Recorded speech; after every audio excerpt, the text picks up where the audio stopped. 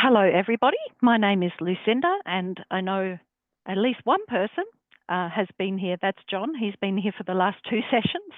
So that's great. And I hope that if you haven't been here for the other sessions we've done so far, you could maybe catch up by looking at the recordings, and that you might want to join us for some of the others. So I am actually in Adelaide today, so I'm joining you from Corner country, whereas I'm usually in Wurundjeri country. And it's occurred to me since coming back, this is where I actually grew up, but I haven't lived here for a long time, and I really don't know much about the country here. So that's something I'm going to try and rectify.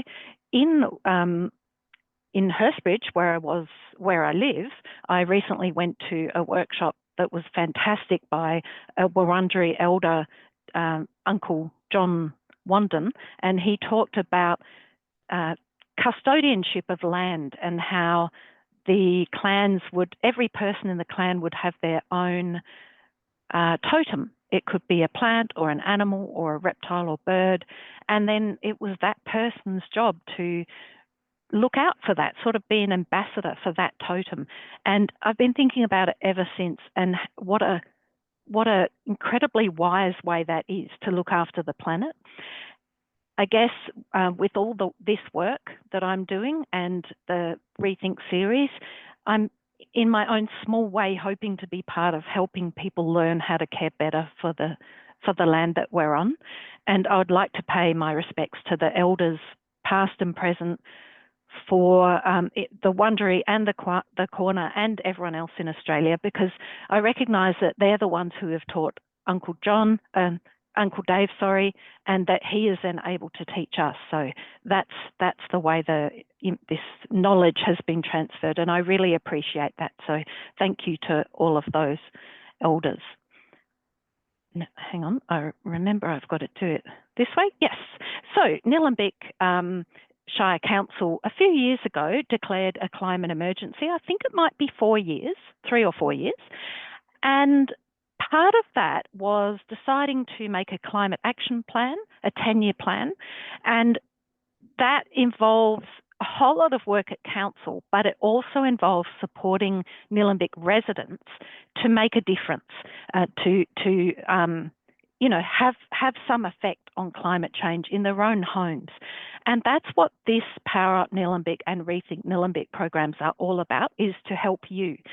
So hopefully we've chosen topics that are useful to you, but we're also open to suggestion. If there's something that you think would help you to make changes for climate action, let us know, and perhaps we can try and work out how to support you doing that. This webinar is one of the deep dive sessions. So there's a couple that are in general about electrification and home comfort and efficiency, but this particular one is designed to be for people that just specifically want to learn about reverse cycle air conditioners and understand what they need to think about if they're thinking of installing one. So the things we'll cover are: why are they so efficient? What the options are, which is whether it's ducted, individual or multi-head, plus a whole lot of other factors that is worth knowing about. I should say that I'm not an air conditioning expert or installer, so there's a bunch of things that I won't be able to help with, but what I can help with is giving you a general understanding of them, so that when you go to get one, you already understand what's going on and what you need to know. We'll also cover some of the rebates and the cost differences in different systems, and then a little bit about what to do next. So let's get started. First of all, reverse cycle air conditioners are known by many names, and it's almost like it's been done to confuse us. When I first started as an energy efficiency assessor, which is more than 10 years ago now, I got so confused because people would talk about reverse cycle air conditioners and split systems and inverters and heat pumps. And I was sort of a bit embarrassed because I was like, what's the difference between all these things? And it's taken me a while to learn that all of them are actually the same thing. It's just that we call them different things. And there are reasons for that. A split system, for example, is generally referring to an individual unit that is split into two sections. So there's the outdoor bit and the indoor bit that sits on the wall. Reverse cycle air conditioner is, most people would know what that are. The reverse cycle refers to it being able to heat or cool, depending on your choice. Now, if you were in New Zealand, my understanding is that if you talk about a heat pump, you actually mean a reverse cycle air conditioner. Whereas in Australia, if we talk about a heat pump, we generally mean a heat pump hot water system. So it's useful to know just in case you might be talking about the same thing but with different names. And an inverter, is a technology used with heat pumps that makes them more efficient. So a reverse cycle air conditioner can be an inverter reverse cycle air conditioner or a non-inverter one. But all of these things basically refer to heat pump technology. What is a heat pump then? If you imagine, all of the older ways to create heat have been about using energy directly to create heat. So going back to the beginning, burning wood or coal to generate heat, or burning gas to generate heat, or if it's electric, plugging something in to use electrical energy to heat an element and create heat. What is so special about heat pumps is that it's a form of technology that allows us to collect heat that's already in the atmosphere and then move it to where we want it to go. And this is a lot less energy intensive. The way it does this is by taking advantage of three natural processes. The first is that heat always tries to move from where it's more hot to where it's less hot. The second one is that when gas is expanded, it chills. If you imagine spraying an aerosol can, it gets cold. And then when gas is compressed, it heats, like when you pump up a bicycle tire and that gets warm. So if you think of it expanding and chilling or compressing and heating, and the fact that heat moves from where it's warmer to less warm, you can see that by controlling whether refrigerant gas is compressed or expanded, it means that you can control whether that gas is absorbing or expelling heat, and you can move it to where you want it to do that. I hope that this will make sense. If it doesn't, that's okay. It takes a while to get your head around. So heat pumps don't use energy directly to create heat. They instead use an electrical energy to compress and expand refrigerant gas, which is in coils in the outdoor unit. And they also use some electricity to run a fan, which just simply blows air through that refrigerant gas in the coils. And we actually, sometimes people say, well, especially with the hot water systems, heat pumps are, it's brand new technology and all that. But it's actually not, because fridges and freezers are heat pumps, and we've had those in our homes for a long time. The technology's improved a lot, but it's been the same technology.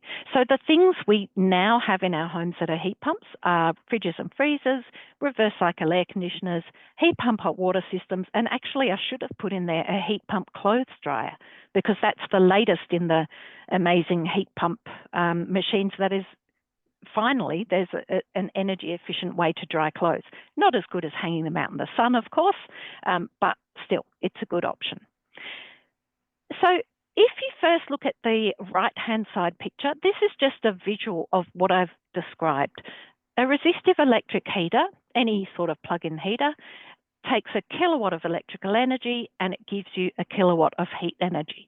Whereas the picture on the left shows that a reverse cycle air conditioner will take a kilowatt of electrical energy, and then depending how efficient it is, it will give you 3 to 5 kilowatts of heat energy. You can imagine then why that is such a game changer in the way that we heat. This chart from Sustainability Victoria shows that in the typical Victorian house, usually around at least half of our annual energy costs are for heating. And in the assessments that I do, it's often a lot more than that, depending on everything else in the house. It can be up to 90% of the annual bill for a house. So imagine if you could take that and then divide it by, say, 4 by switching to reverse cycle air conditioning. This is another chart from Sustainability Victoria that they're really good charts if you want to look them up. They do comparisons for heating, cooling, hot water, and a bunch of other things. And they give you an actual annual cost to run different things in different scenarios. So here we've got a medium room scenario and the costs of different ways to heat them, and a medium-sized house scenario and the different costs. And in both of those examples, reverse cycle air conditioning is the cheapest way to do it. Just one note on cooling. Generally, I find myself always talking about heating because we're in Victoria and we generally heat a lot more than we cool. But if we look at cooling, you can see that the reverse cycle air conditioner is also a pretty cheap way to cool. That's partly because it's efficient and partly because we just don't cool as much as we heat. So what kind of things do you need to consider? The very first thing I want everyone to understand is that reverse cycle air conditioners always have 2 main parts. One is the header unit. If you've got just a typical wall air conditioner, then that picture on the left is what you're talking about. But even if you have a ducted air conditioner, it'll still have an indoor unit. It will just probably be hidden in the roof, maybe. And they all have a condenser unit, which you'll probably recognise that picture. It's the one with a fan and it's got all coils of refrigerant gas in it. And that always has to be outside because remember, it needs to blow outdoor air through those coils. And so it needs good airflow and to be outside. There are 3 options. So you can have an individual unit, which most people are pretty familiar with. They are the most energy efficient option of all. And there are a few benefits. One is that you can just sort of install them as you need them. So you could start with a bigger one in your main living space, and then say the year after, when you've saved up a bit more money, you could put another one in the bedroom. The other thing is if one breaks down, you'll always have something to back it up. They're really wonderful at being able to control the temperature in a specific room. So not just for, some different rooms might need a different temperature, but also the people in them might need a different temperature because people run at different temperatures. So that they're really ideal for that. The only real cons are that you say if you've got a house that needs quite a few, say 4 or 5, you're going to end up with multiple outdoor units, which might not be a problem at all if you've got plenty of space, but if you're a little bit short on suitable outdoor space, that might be a bit of a problem. Also, if you're upgrading from something like a gas ducted heating system to something like to reverse cycle air conditioning, I understand that the rebates are a little bit less if you do individual ones because you're installing multiple units rather than if you, for example, go with a multi-split. So I'll talk about them next. The multi-head system is very much the same, except that multiple indoor header units are attached to one condenser unit outdoors, which is larger. It has to be larger because it has to be powerful enough to manage to run all of those indoor ones if they're all on at the same time. But on the other hand, they don't all need to be on. Each one has their own remote control, so they're completely separate and there's no ductwork between them either. So this is another really efficient option, a little bit less efficient just because the condenser is larger, so it's a bigger machine. A pro is that there's only one outdoor unit. The indoor units can have varying capacity, so you could have one large one in a living space and smaller ones in bedrooms. There's no problem with that. And there is my understanding is, and as I said, I'm not an expert, but that the rebate is a bit higher because you would be swapping one unit for this one unit. And even though it's got multiple indoor heater units, it's considered one appliance. The major con probably is just that if the condenser breaks, you have nothing in your home. But you could get around that by having one single air conditioner, say, in a main room, and then maybe a multi-head for the bedrooms, as an example. And then the third option is a ducted system. And I'm going to spend a little bit of time on these just to try and explain some of the factors that a lot of people aren't aware of. So the pros, and this is often why people choose it, is because you don't see them. And if you don't like the look of any other type of air conditioner, then I suppose that is a pro, but there's a few cons. There's also a higher rebate for this option, the same kind of rebate as for a multi-head. So it's not more than a multi-head, but it's probably a higher rebate than doing a series of individual ones.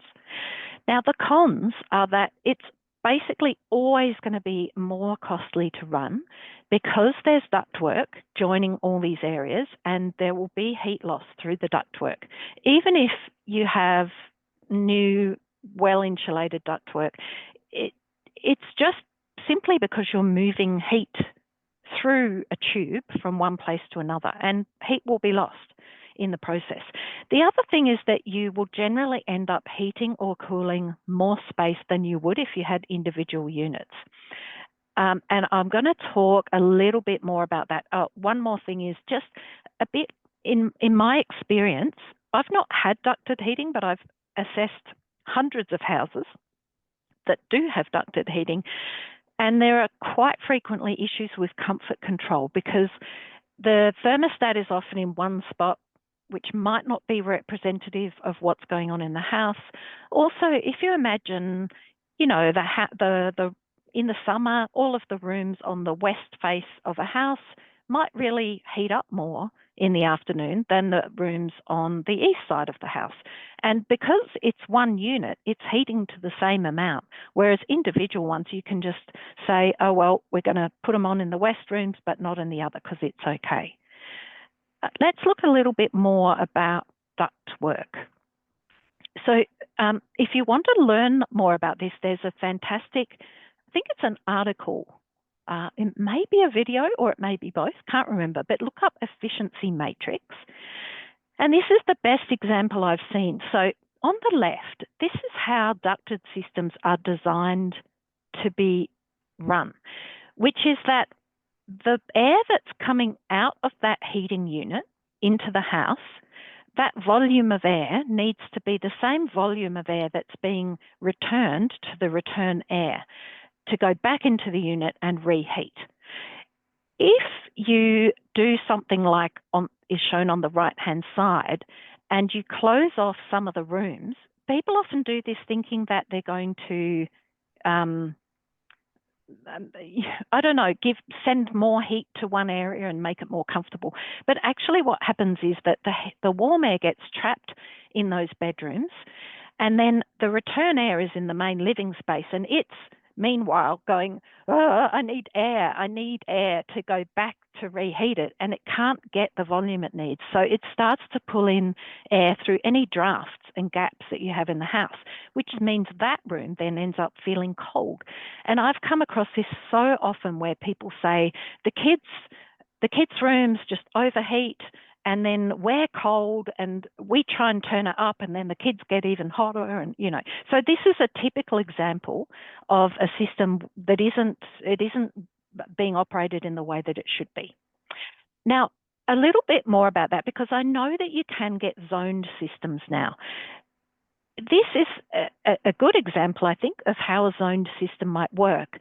But what it doesn't well, something that I think everyone should know is, in this example, where I've put the red thing, that's the return air vent. And you can see that it's in what looks like zone 2 to me. Yeah. So what that means is, if you want to heat zone 1, you're going to have to also open up zone 2, because if you don't, then zone 1 you won't be able to get the air back to the return air vent. And the same with zone 3. So this is why I'm saying that you'll always end up heating more space than you otherwise would if you're going to use it in the way that it should be. Ductwork is a major challenge for any sort of ducted system.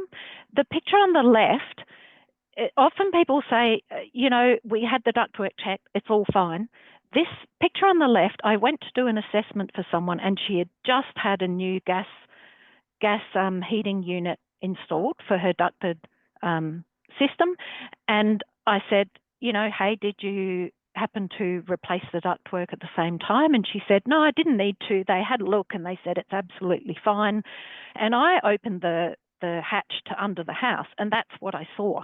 And I was a bit shocked, and she was a bit shocked as well, because you can just imagine how much heat would be being lost from that ductwork. There's no way that ductwork is okay, but I think that a lot of installers just don't want to replace it because it's annoying and they've got to climb under the floor. The pictures on the right show how much heat can be lost through various parts of ductwork, whether there's breaks in the stuff that surrounds it or just in the joints. The older the ductwork, the more loss there will be, and the scorecard, which is the energy rating tool that I use to do assessments on existing homes, assumes that if the ductwork is anything pre-2000, there will be 50% heat loss through that ductwork. 2000 to 2010, 30%, and even brand new will still have 20%. So that's pretty significant. All right, next one. This is such a common question, is if you already have gas ducted heating, can you replace it with ducted reverse cycle? Now, until recently, it was pretty much always a no, and there's a few reasons for that. Some of them are that, well, the biggest one was that the gas systems generate a lot of air that is a lot hotter than reverse cycle air conditioners. The reverse cycle heat pumps generate air that's warm, but it's not as hot. And so when you had a gas ducted heating system, the ductwork in the early days wouldn't have been very well insulated because it was just generating such an amount of heat that it didn't matter, it would still get to the house. If you then try and put a heat pump heating on that, the amount of heat just isn't enough to make your rooms warm to the same degree they would have with the gas ducted. Also, the ductwork and return air. Now, I've just added this slide and I haven't worked out how to explain it, but the picture on the right shows a brand new appliance called the Braemar Dominator series, and it's quite new, but it's been described as the perfect solution for people who have a gas ducted heating system to swap over to reverse cycle. But there's actually, I've just been reading up about it today, and there's quite a lot of reasons or scenarios where it actually wouldn't work. So what they've said is that same thing that I said, ductwork might not be big enough. If there's any problems with the ductwork, then it should be replaced anyway. Also, if there's no insulation around the joins, then it wouldn't work because it's going to cause problems. The return air vent will always need to be replaced because it needs to be bigger to move a lot more air. What else?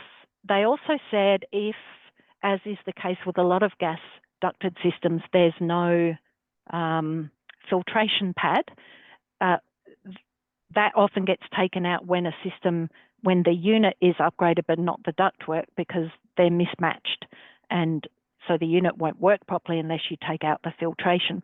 So the Braemar people have said that if there's no filtration pad, you really should replace all the ductwork to the unit anyway because it'll be full of dust. So anyway, there's a bunch of things. If it is something you want to look into and your existing gas ducted heating system is quite new, then maybe it might work for you. But for most circumstances, I still think it won't.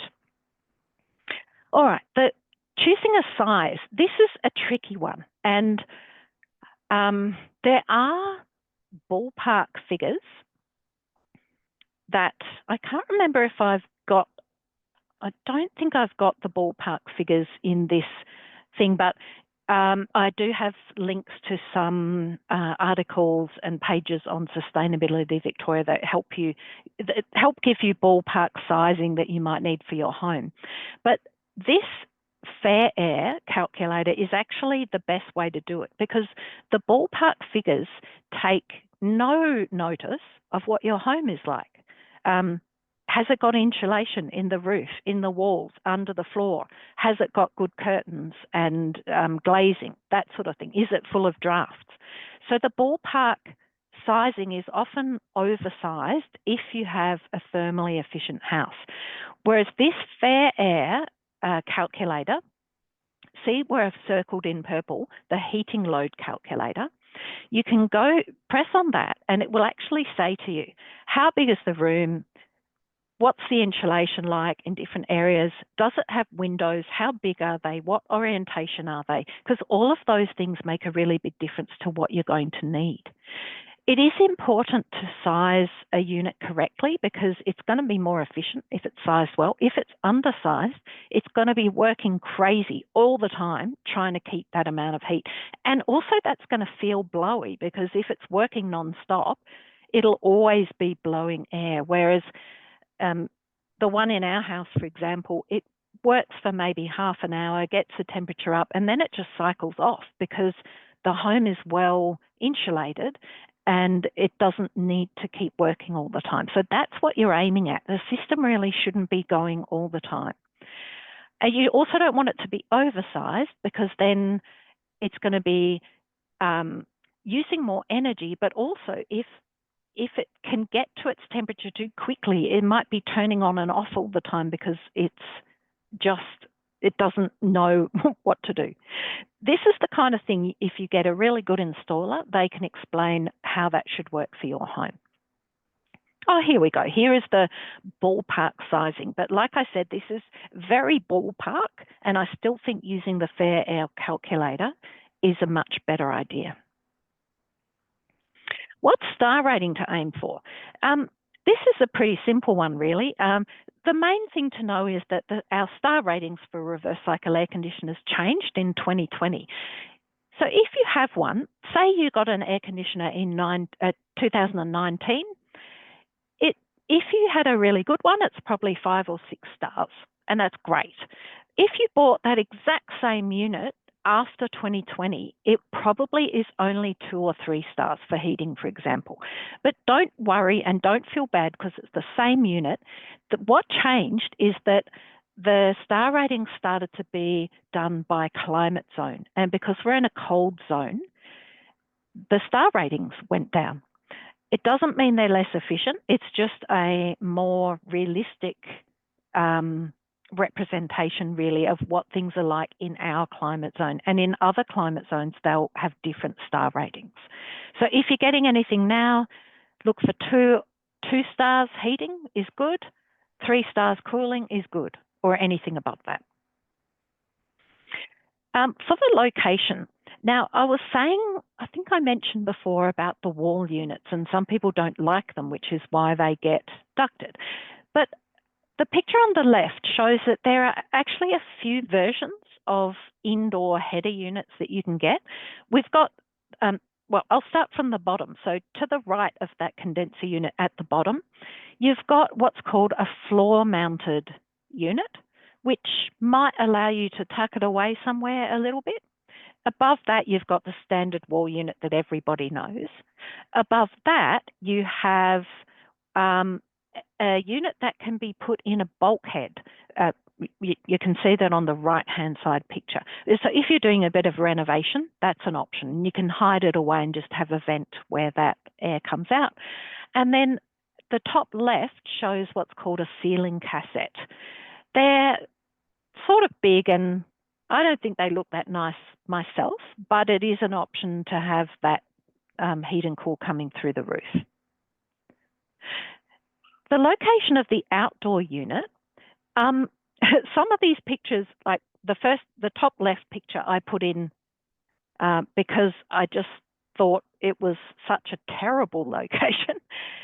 I wouldn't want to have that right at my front door. And I've seen ones like that, and I've been to houses where they've said, we had the installers come and put it in, and when we came back, it had been put in this crazy place where they, right where they sit and have their dinner or something outside. So you do want to have a bit of a think about that. And if you have a good installer, they will be sensible about where to put it. You can have them on the roof, you can have them under a porch.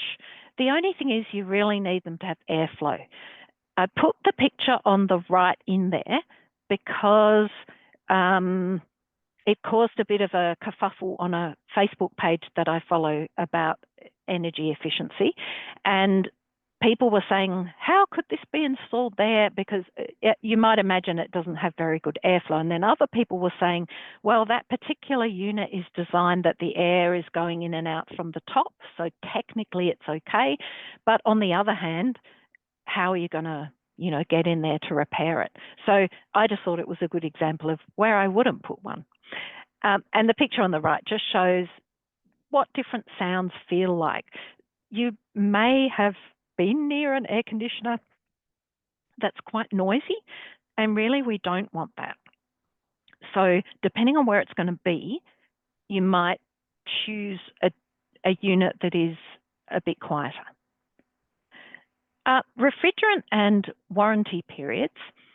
So the different refrigerants have a different global warming potential, which is the impact they would have on the environment if they were released into the environment. Technically, they shouldn't be released, but they do get released if people just crush them and or chuck them in the tip. So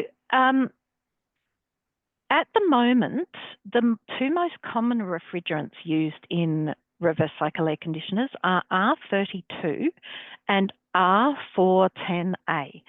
The R32 is a much better choice. The other thing is that the R410A will eventually be phased out in favour of refrigerants with a lower global warming potential. They're mainly used for the larger units. So they're allowed for that now, I believe. That's right. So the smaller units, like the kind that you would typically have in your house, it has to be a global warming potential of less than 750. So you'll mostly be getting R32. In not that long ago even, so when did that change? The 1st of July 2024. So it's really not that long ago that you could have had a much higher global warming potential, and this sort of choice was one that you had to take more care of, whereas there is legislation coming in that means that the choice is being made for you, which is good. Just means the standards are changing. Also from the 1st of February this year, so very recently, there is a 5-year minimum manufacturer's parts and labour warranty for any units to be able to qualify for the Victorian government rebate. And that's really great because prior to that, there weren't any particular warranty requirements, which means that you can have a system installed, and if it breaks down in 2 years, then what do you do? The other thing that's excellent that they've introduced is that the installer, along with that warranty, has to give you the Australian contact details of who to call if there's a problem. Because before that, you might have had somebody to contact, but they were overseas. So that just makes it a big headache. So yeah, gradually things are being introduced to make this easier for all of us. I think I did already mention this, but it's important that people know that the heat generated from a reverse cycle air conditioner is less hot than for a gas ducted system. You can definitely still have a warm enough house, but it does mean that you need to improve your building shell if it's really bad. I've got a couple of pictures coming up, which are both from this article. You'll be getting a copy of these notes so you can look up that article. But it explains why sometimes people say, I used to have gas ducted heating and I put in reverse cycle air conditioning, and now it won't heat up my house. First of all, I would like to think that there is also then a problem with what's been installed, that whoever has installed it hasn't actually taken account of what's needed, because that shouldn't happen with a high quality installer. They should know what your house will need, but it's also because of the difference. So here are those pictures. This is basically a terribly uninsulated room with single glazing, and there's warm air coming out of that air conditioner, but everything it touches, it's losing heat. And so really you're ending up with a feeling like there's air blowing around. This is the sort of scenario where people are going to say, it's just not warming me up. Whereas if you have an insulated room, that heat is staying there. So that it's letting out the same amount of heat to begin with. But in the first situation, that's all being lost. In the second one, it isn't. So building shell upgrades are really important. And I know we're not talking about them today, but there are other sessions that we're doing where we are talking about them. And it's just so important to consider those as well. And one final thing, I'm just quickly going to check the time, if that's okay. It's not very common that an air conditioner would ice up, but if it did, then that's not normal, and there should be something you can do about it. Apparently, the most common thing is that the filters are blocked inside, or there's the thing where the moisture can drip out, and that can get blocked, and then problems occur. The other thing is, well, if it's really old, it might have had a refrigerant leak and a loss of pressure. But another thing is that it is, it doesn't have airflow. Sometimes people want to cover their reverse cycle air conditioners, and I found this wooden cover just online at a hardware store, and it's meant to beautify, so you're not looking at your outside reverse cycle air conditioner. But that's actually a problem, because if it can't get access to air, it might ice up. It's just, it shouldn't be blocked, and it shouldn't be put in a place where the airflow is going to be restricted. In any case, if your air conditioner is icing up, I do think there's probably something you'll be able to do about it. So the cost, this is important. The first thing I want to do is try and explain how the Victorian government rebates work, because it's such an area of confusion.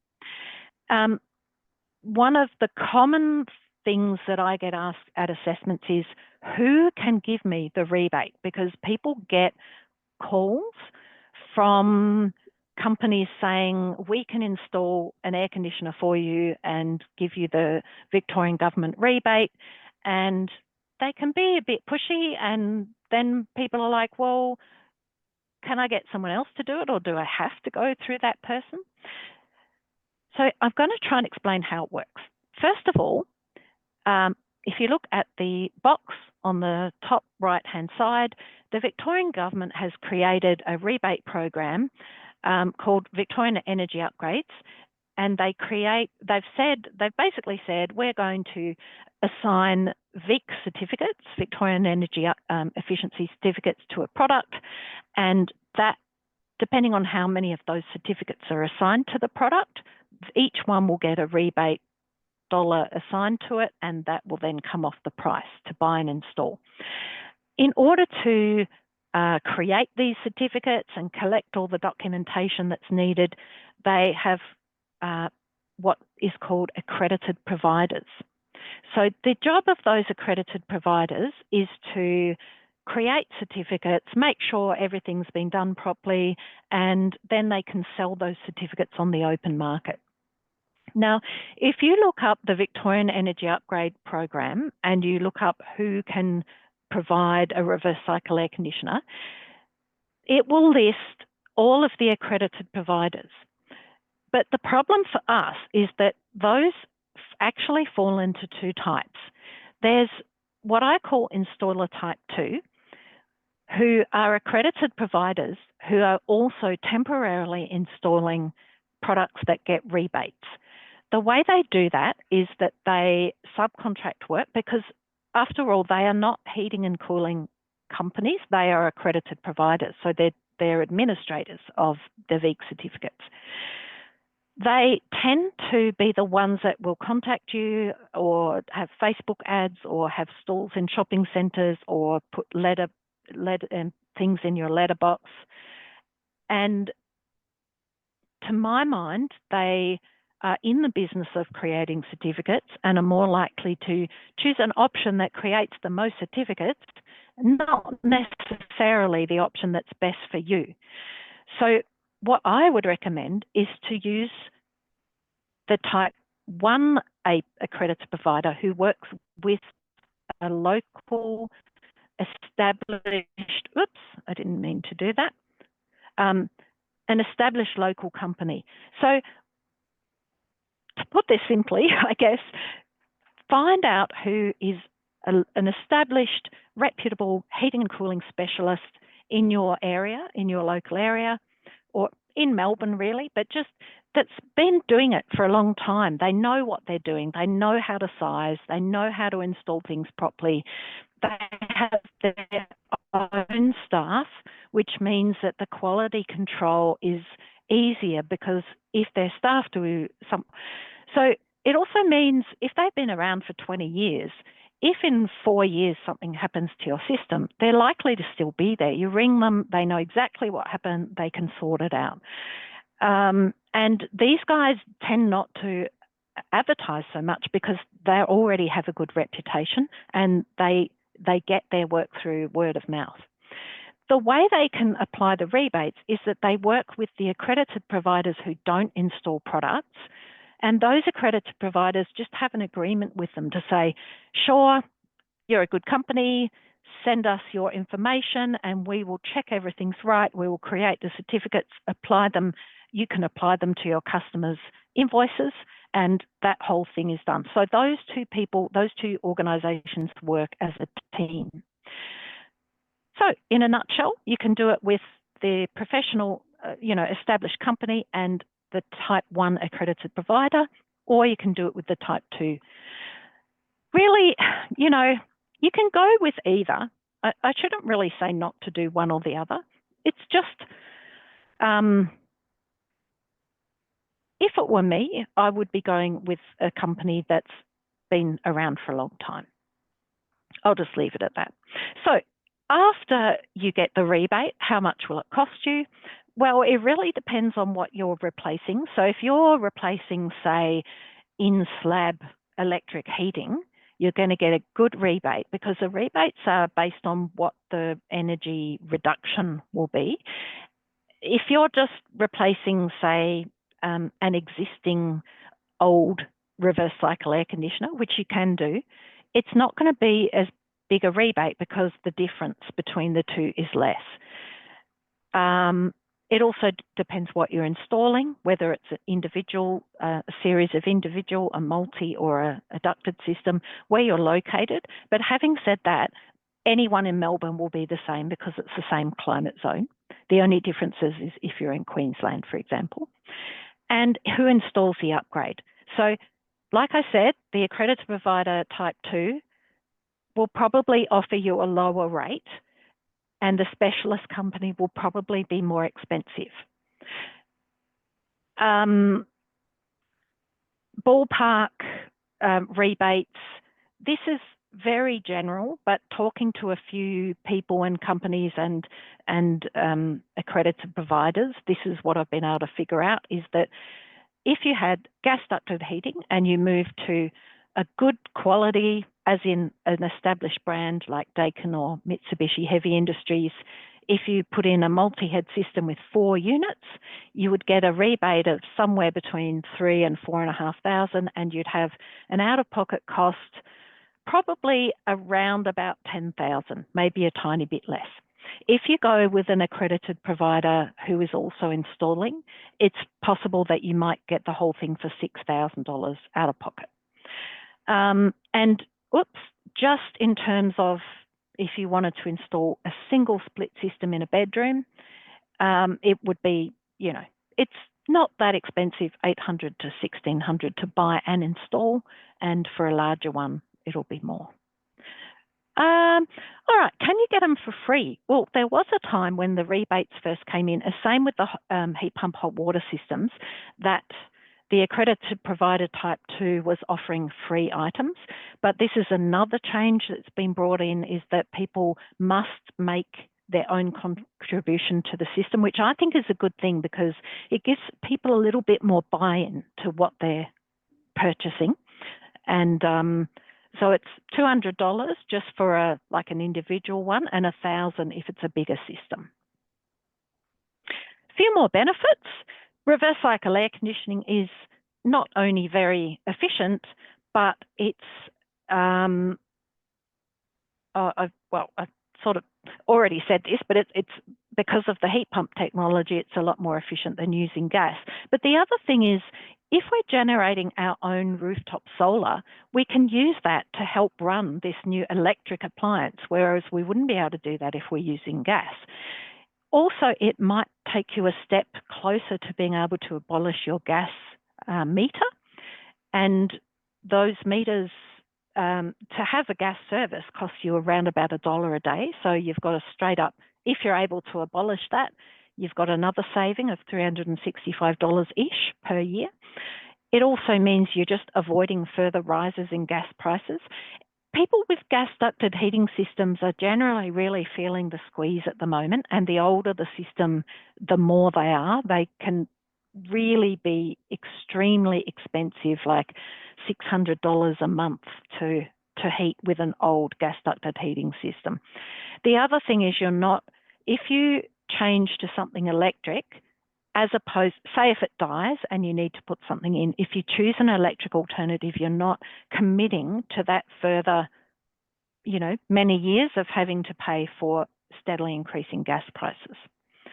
If you do have solar, it's worth using that solar energy to preheat or pre-cool your home, mostly if you have a good thermal envelope, so that when you do that, it's going to hold that in. Where to from here? First of all, even if you're not going to change your heating, or if you already have reverse cycle air conditioners, setting the thermostat is a really good way to keep a bit of a handle on the costs. If you think of a car, how generally they have a sort of sweet spot. If you're going interstate, and you might find that if you sit on 100, the car just runs the best. Well, reverse cycle air conditioners are like that too. And if you set them to about 18 to 20 in winter or 24 to 26 in summer, they work the most efficiently. It just means that you will still feel that you're in the season you're in, but you deal with that by wearing appropriate clothing and, just doing things that suit the season. Also, using fans along with air conditioning is a great idea. Don't forget that air conditioners usually have a fan-only option, which is great if it's not that bad and you just need a bit of air circulation. You don't even need to use the actual heat pump bit, just the fan. Heating and cooling by zone instead of the whole house, always more efficient. Cleaning the filters. That picture on the right is of a dirty air conditioner filter, and quite a lot of people that I see when I do assessments don't realise that they're there and how easy they are to pull out. Generally, if you look at a wall unit, you'll see there are a couple of little tabs at the edge at each side, and you just pull them up. That lifts a little lid, and you pull out these filters. Wash them with warm soapy water, let them dry and put them back in. It's very easy to do, and it makes a massive difference to how well your machine works. And building shell upgrades. There's a few links here. I've typed them in full so that when you get these slides in a PDF form, you'll be able to look them up yourselves. But there's a couple of really useful links there, learning about heating. Getting some quotes. It's always worth getting a couple of quotes, 3 quotes from local heating and cooling specialists.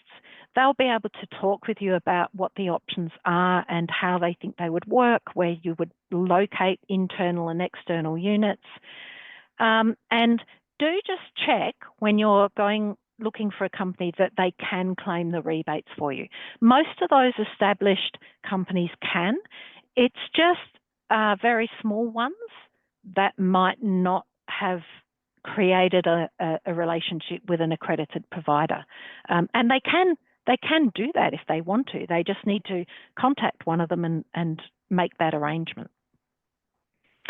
Nillumbik Council has a fantastic Go Electric plan, which you can download, and it shows you all of the key things you would want to be thinking about to go electric and what type of choices you could have. There's also a more general household energy action guide on Sustainability Victoria, which is not just electrification, but all sorts of tips about behaviour and, other things. So that's worth having a look at as well. And that is the last slide. So the next sessions in the Power Up Nillumbik series are, there's a window upgrades webinar where we'll spend an hour talking about all of the amazing things you can do to your windows to make them better at keeping the heat where you want it. There's a draft proofing webinar. And then there's an electrification masterclass, which is an in-person session. It's 2 hours. We'll have an electrification specialist there. So he's from a local established company. He's an electrician and does all of the aspects of electrification. So he'll be there to answer those sort of technical questions that I don't know the answer to because I'm not an electrician.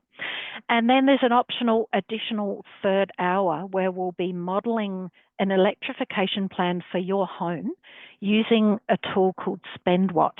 And we need you to bring your own laptop or tablet for that. If you enrol in the electrification masterclass, we'll be telling you what we need for that. So I am going to stop sharing just so that I can read any questions. And if you could possibly spend a couple of minutes filling in the survey, I'll post that in the top of the chat. If you could do that, that would be brilliant. Just telling us if this session has been useful and if there's anything else that we might be able to help you with to promote, to support you to making changes. So I'll just stop sharing and I will quickly find the link and then I will be ready to answer questions. Just one moment. Chat. Oh, and I think oh, great. Yeah, you've put the efficiency matrix thing there. All right, I'm just putting in that form there and I'll scroll back to see if there's any questions.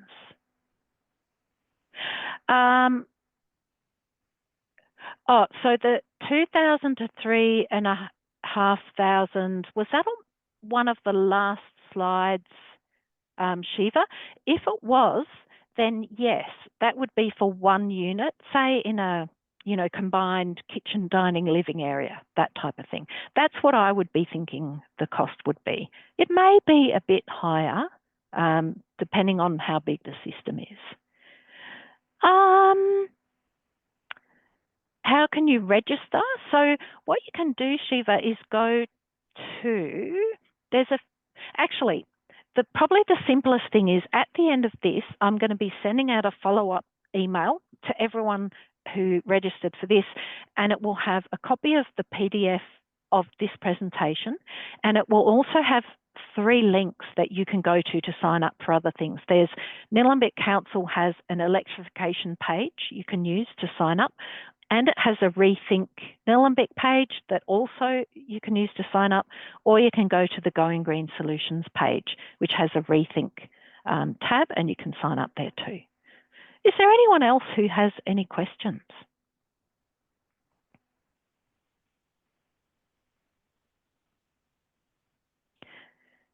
I'm curious how many of you are already have reverse cycle air conditioning or are thinking of getting it and what you have already. Feel free to ask me anything you like.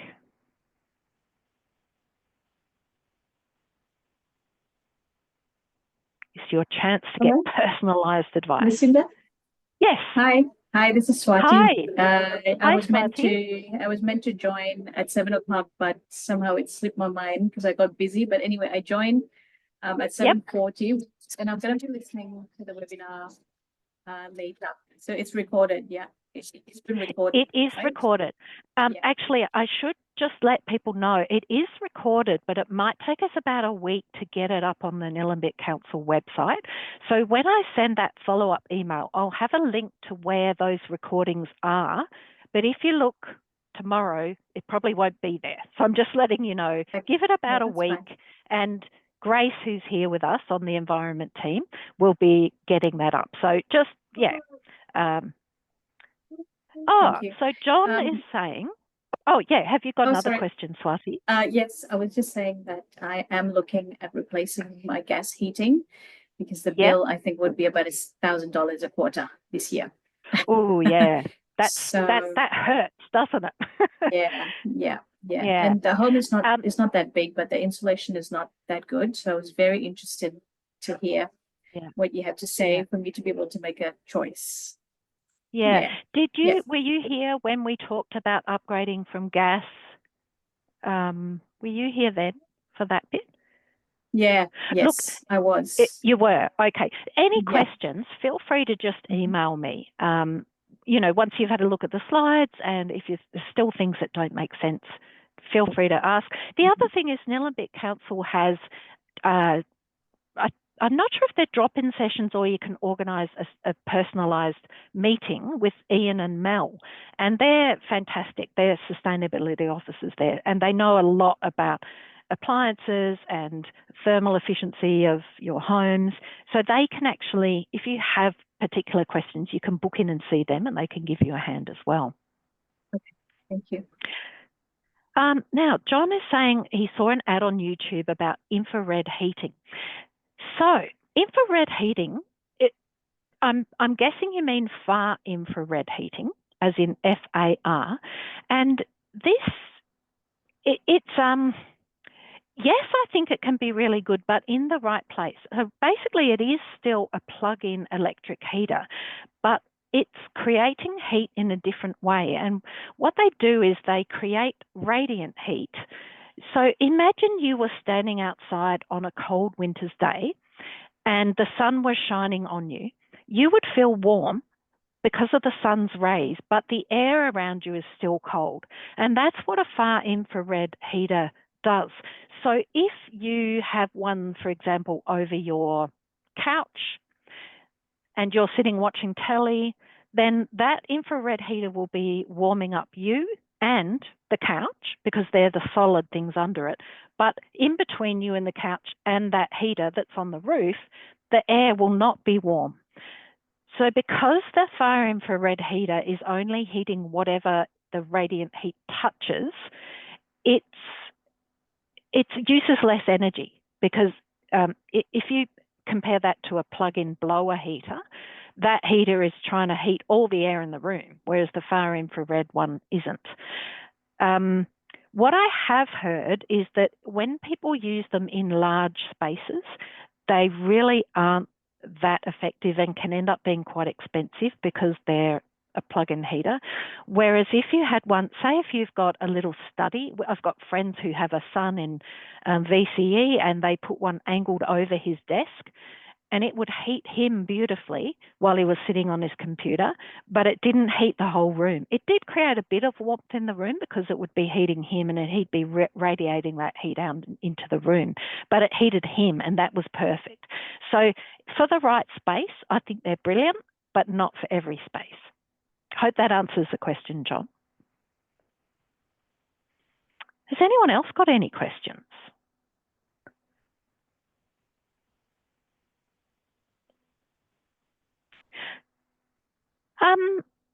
Well, I'll be here for another moment. If anyone does have a question, they can pop it in there.